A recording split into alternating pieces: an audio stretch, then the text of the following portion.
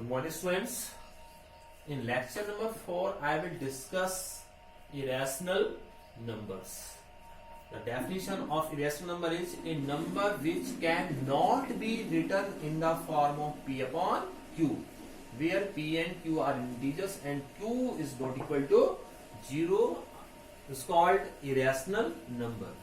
For example, first, root 2. If you take the square root of 2, you will get 1.41413 up to so on.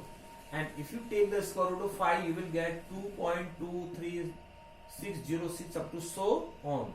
This type of number are called non-terminating and non-repeating.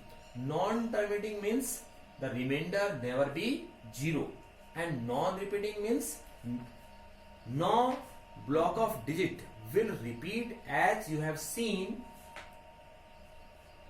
in rational numbers, decimal expansion of rational number.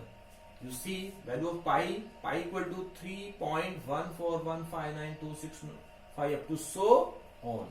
Here the student may confuse here. The pi is an irrational number and value of pi 22/7 is a rational number. But my dear students, 22/7 is the approximate value of pi. It is not the exact value of pi.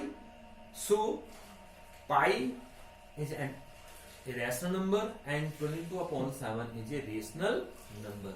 The decimal expansion of irrational number is either non-terminating and non-repeating. Recurring means repeating.